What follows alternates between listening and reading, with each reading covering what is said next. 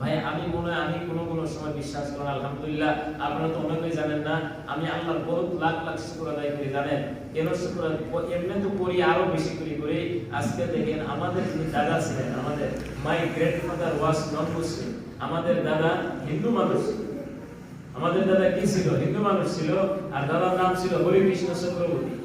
আমাদের দাদার নাম ছিল হরিকৃষ্ণ চক্রবর্তী, আর দাদির নাম ছিল ফুলেশ্বরী। আমাদের দাদার কারগুজারি একটা বলছে যে দাদা বামন ছিলেন, বামন। উনি বিশ্বনাথ ঘাটের মধ্যে গোসল করতেন।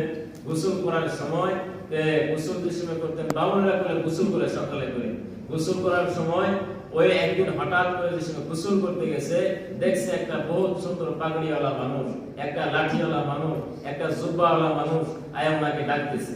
দাদাকে হরিকৃষ্ণ চক্রবর্তী সাহেবকে ডাকতেছে, দাদাকে ডাকতেছে, বামন গোসল করে ডাকতেছে। তো উনি বললেন এখানে তো বহুত পানি, কই না আপনি আসেন, আসতে পারবেন। তো উনি এখানে গেলেন। যাওয়ার পরে যে সময় উনি গেছে, যাওয়ার পরে দেখছে ওনার পানি বহুত কম। সুবহানাল্লাহ বলে। তো ওনার মনের মধ্যে একটা ধাক্কা লাগলো। এই কি দেখলো? উনি ভাবলো কি দেখলাম আমি, যে এই পাগড়ি লাঠি ধাক্কা লাগলো। কিন্তু কিছু মানুষ কইতেছে, যারা মুরব্বী আগের যিনারা স্যার যিনারা আপনারা বলতেছে যে দাদাকে বলে ওই যে বিশ্বনাথ ঘাটের মধ্যে যে নাকি নদীর মধ্যে দাদা গেছিল, ওই জায়গার মধ্যে বলে ওই আল্লাহর ওলি, আল্লাহ বেহতর জানে কে উনি, এই আমামা নদীর মধ্যে উনি বলে পরিমাপ করেছে। সুবহানাল্লাহ। ওই টাইম থেকে ওই পুরো আয়াত ইসলাম মুসলমান কত সুন্দর একটা বয়ান করে দাদার বিষয়ে। আমি নিজে নিজে খুশ নসিব মনে করি কোনো সময় আমি বহুত দোয়া করি আমাদের ভাইচারের জন্য, যে আল্লাহ ওদেরকে হেদায়েত দেয়, দিনের সহি বুঝ দেয়, তাদেরকে এই রাস্তায় আসার জন্য তৌফিক দান করো।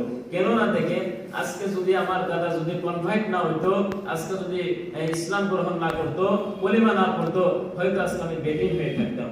নাউজুবিল্লাহ, আজকে বেদিন হয়ে থাকতাম। আজকে আমি এরকম কাম করতাম, মুশরিকপনা কাম করতাম।